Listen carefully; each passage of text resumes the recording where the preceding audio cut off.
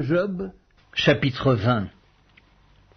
Tsophar de Naama prit la parole et dit : Mes pensées me forcent à répondre, et mon agitation ne peut se contenir. J'ai entendu des reproches qui m'outragent, le souffle de mon intelligence donnera la réplique. Ne sais-tu pas que de tout temps, depuis que l'homme a été placé sur la terre, le triomphe des méchants a été court et la joie de l'impie momentanée ?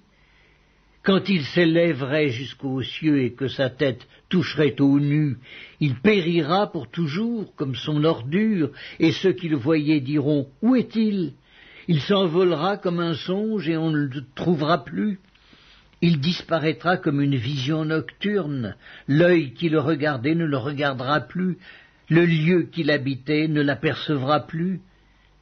Ses fils seront assaillis par les pauvres, et ses mains restitueront ce qu'il a pris par violence. La vigueur de la jeunesse qui remplissait ses membres aura sa couche avec lui dans la poussière. Le mal était doux à sa bouche, il le cachait sous sa langue, il le savourait sans l'abandonner, il le retenait au milieu de son palais. Mais sa nourriture se transformera dans ses entrailles, elle deviendra dans son corps un venin d'aspic. Il a englouti des richesses, il les vomira. Dieu les chassera de son ventre. Il a sucé du venin d'aspic, la langue de la vipère le tuera. Il ne reposera plus ses regards sur les ruisseaux, sur les torrents, sur les fleuves de miel et de lait. Il rendra ce qu'il a gagné et n'en profitera plus. Il restituera tout ce qu'il a pris et n'en jouira plus, car il a opprimé, délaissé les pauvres. Il a ruiné des maisons et ne les a pas rétablies. Son avidité n'a point connu de bornes. Mais il ne sauvera pas ce qu'il avait de plus cher. Rien n'échappait à sa voracité, mais son bien-être ne durera pas. Au milieu de l'abondance, il sera dans la détresse. La main de tous les misérables se lèvera sur lui.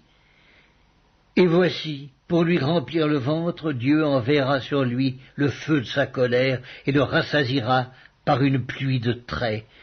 S'il échappe aux armes de fer, l'arc d'airain le transpercera.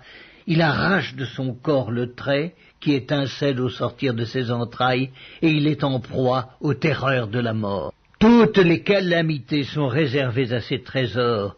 Il sera consumé par un feu que n'allumera point l'homme, et ce qui restera dans sa tente en deviendra la pâture.